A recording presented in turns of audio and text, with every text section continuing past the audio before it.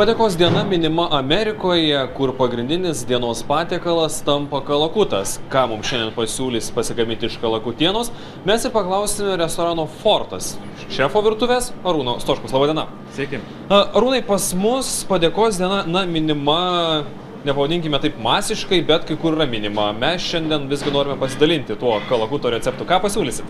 Šiandien gaminsime kalakutienos krūtinėlę, kepsim ant keptuvės, pateiksim su bulvių košė su obuoliais ir neįprastas spanguolių padažas su apelsinas ir žiupsneliu cinamono. Tai mes jau bulvių košę iš tikrųjų jau šiek tiek pasiruošėm. Darom tradicinę bulvių košę su pienu sviestu, įkaitinam keptuvę su aliejumi, geriau įkaitinti, kad gražiai kalakutiena apskrustų. Bet kokią mėsą iš tikrųjų reikėtų šiek tiek įdėti prieskonių. Tai gali būti, aišku, be druskos ir pipirų mes niekaip neapseisim, bet galima papildomai įdėti daug šviežių žolelių. Tai gali būti rozmarinas, čiobralis, šalavijas, mairūnas, raudonėlis.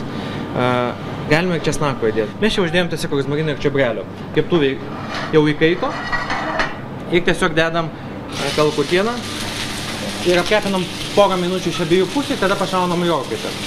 Galima iš tikrųjų įdėti net ir kokių žąsies taukų, tada priduos dar šiek tiek pikantiškesnio skonio. Aišku, ir riebumo šiek tiek, bet kalakutų tai nepamaišys. Apskrudinam iki tokios gražios auksinės spalvos, apsikepiam kalakutieną ir dedam į orkaitę, kur įkaitinta apie 190 laipsnių, namuose galim būti 190-200 laipsnių ir kepsim apie 10-15 minučių. Kol kepa kalakutieną, mes nusilpam obuolį ir įtarkuosim į bulvių košę. Čia gan neįprasta bulvių košė, obuolys bulvių košė priduos traškumo ir priduos šiek tiek rūgštelės. Tai va tiesiog per smulkę tarką paimam ir tiesiog tarkuojam. O Arūnai, reikia sutarkuoti visą obuolį ar tik tais dalį jo? Geriau visą. Ant tokio kiekio bulvių košės, čia kažkur apie 300 gramų, mes tiesiog įtarkuojam vieną obuolį. Ir dabar pasigaminsim šiek tiek netradicinį spanguolių padažą prie kalakutienos. Iš tikrųjų, jie labai mėgsta spanguolių padažą tiesiog su raudonu vynu, ten žiupsnelis cinamono ar dar kažkas tai. Mes įdėsim šiek tiek granatų. Ką tai duos? Daugiau rūgštelės, daugiau spalvos ir daugiau pikantiškesnio skonio. Tiesiog parodysiu vieną tokį būdą, kaip greičiau išlukštent visą, nes dažniausiai neperkam granato, nes būna, kad nusibosta tiesiog po vieną lukštentį sėklą ir po to valgyti, bet parodysiu greitesnį būdą. Tai tiesiog paimam granatą, perpjaunam per pusę, apverčiam granatą ir su kitu peilio galu tiesiog mes jį išsidaužom. Tai užtrunka ženkliai greičiau negu traukti viską po vieną. Ir taip nesusigadina granatų sėklos. Ištraukiam baltas žieveles. Pakankamas granatų kiekį mes jau kaip ir turim. Įkaitinam keptuvę ir dedam spanguolės į keptuvę. Tada pilsime raudono vyno, dėsim granatas ir įtarkuosim apelsinų žievelę.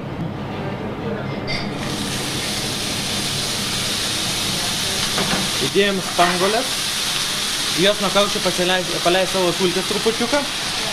Tada pilam raudono vyno.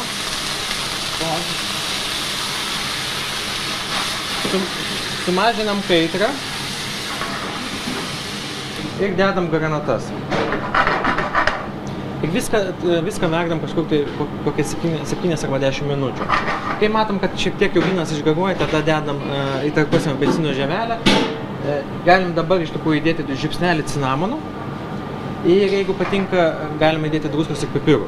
O jeigu nepatinka ta rūgštelė, kuri yra natūrali nuo spanguolių ir nuo granato, galime įdėti cukraus arba dar geriau medaus, natūralaus medaus. Padažas jau eina į pabaigą, tiesiog įtarkuojam apelsinų žievelę. Apelsinės žievelės galime įtarkuoti tiek, kiek patinka. Galima iš tikrųjų net įdėti kokį, ne tik cinamoną, galima kokį gvazdikėlio, dietanyžiaus, kardamono net. Bet čia labiau bus toksai ne padėkos dienos patiekalas, o labiau bus kalėdinis. Mūsų kalakutiena jau iškepė. Turim gražiai apskrūdusią sultingą kalakutieną. Dedam bulvių košę. Kalakutienas iš tikrųjų labai tinka ne tik bulvių košė, tinka ir perlinės kruopos, grūdinės, visos tos kultūros. Dedam spanguolių padažą. Konsistencija tokia tikštesnė yra. Ir dedam tiesiog iškeptą kalakutieną. Tai Arūnai, mūsų patiekalas paruoštas, ką šiandien siūlote? Šiandien mes pagaminom kalakutienos krūtinėlę su bulvių obuolių koše, spanguolių, granatų ir apelsinų žievelės padažu. Tai pavadinkime taip, tai tam tikra modifikacija padėkos dienai. Šiek tiek kitoks padėkos dienos patiekalas, tai šiek tiek sulietuvintas. Skanaus.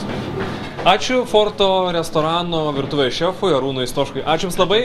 O mes linkime, kaip visuomet, skanių pietų ir artėjančios vakarienės.